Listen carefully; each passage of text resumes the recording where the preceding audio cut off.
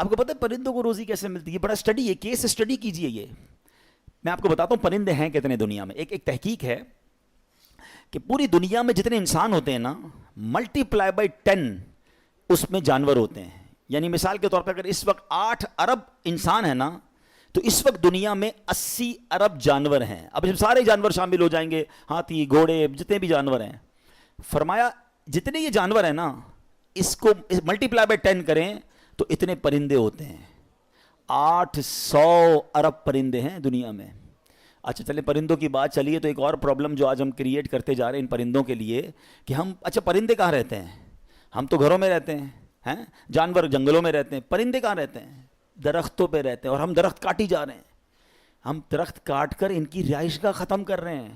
اس کا نقصان ہمیں ہو رہا ہے. یہ بزرگ بیٹھے ہیں، میں بھی چھوٹا تھا مجھے یاد ہے، صبح اٹھتے تھے تو کوئل کی آواز آتی تھی، کبھی کبھی بٹر فلائی. آج کے بچوں نے تو بٹر فلائی نہیں دیکھی ہوگی، کتابوں میں یا ویڈیوز میں دیکھی ہو. ہم بٹر فلائی پکڑتے تھے اسکول میں جا کے، کسی پھول پہ جا کے نظر آتی تھی. کوئل کی آواز، یہ سب چلا گیا. کراچی والے تو سنتے ہی نہیں کہاں پرندوں کی آوازیں، کون سے پرندے، اسپیشیز غائب ہو گئیں. یہ پورا ایکو سسٹم ہے. اگر آپ ٹریز لگاتے ہیں تو پرندے، یہ ان کے گھر ہیں، ان کی کالونی ہے، ٹھیک ہے نا. تو ہم درخت لگا ہی نہیں رہے، درخت کاٹے جا رہے ہیں اور ان پرندوں کو مائگریٹ کرنے پر مجبور کر رہے ہیں. یہ اللہ کی ایک مخلوق ہے، اس کا بھی حق ہے اس زمین پر. یہ صرف انسانوں کی زمین نہیں ہے، سب کا حق ہے نا. تو درخت لگانا صدقہ جاریہ فرمایا گیا. تو درخت لگائیں. الحمدللہ دعوت اسلامی کا department FGRF more than 3 million trees لگا چکا ہے. اور ہمارا نعرہ ہے پودا لگانا ہے، درخت بنانا ہے. تو چلیں آج 25ویں شب کو یہ بھی نیت کریں، کم از کم ایک درخت لگائیں اور اس درخت کو انشاءاللہ پودا لگائیں اور درخت بنائیں گے انشاءاللہ.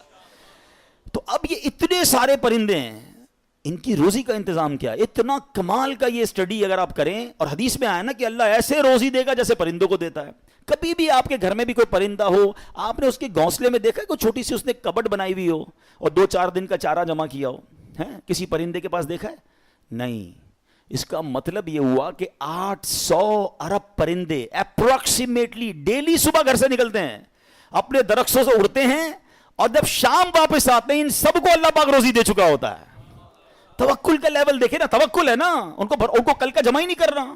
ہمارے کبڈز بھرے ہیں، ہمارے اکاؤنٹس بھرے ہوئے، ہماری جیبوں میں پیسے، ہمارے اناج کے ڈبے کھولیں کچن میں تو کچھ نہ کچھ نکل آئے گا، مگر فکر ہی ختم نہیں ہوتی. کال کرو تھینو، پرسوں کیا ہوگا، 1 سال بعد کیا ہوگا، بچہ بڑا ہو جائے گا تو کیا ہوگا، یہ بوڑھا ہو جاؤں گا کیا ہوگا، میں مر جاؤں گا تو کیا ہوگا. ارے اللہ کے بندے، سارے کام ہمارے سوچنے کے ہیں ہی نہیں. جس رب نے پیدا کیا ہے مجھے، وہ مجھے دے رہا ہے. جس نے بچوں کو پیدا کیا اس کو بھی دے گا. بچی پیدا نہیں ہوتی، ہماری ٹینشن شروع ہو جاتی ہے اس کی شادی کا کیا ہوگا. ارے بھائی ابھی تو پیدا ہوئی ہے، تو ابھی سے ٹینشن لینے شروع کر دی ہم نے. نہیں، اللہ پر بھروسہ، یقین. وہ کریم ہے، وہ مالک ہے، ساری دنیا کو عطا کر رہا ہے، مجھے بھی دے گا. بڑا خوبصورت جملہ علماء کہتے ہیں، وہ چونٹی کو کن دیتا ہے اور ہاتھی کو من بھی وہی دیتا ہے.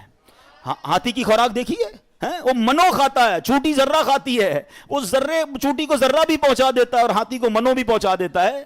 تو وہ مجھے بھی دے گا، بس لیول چاہیے.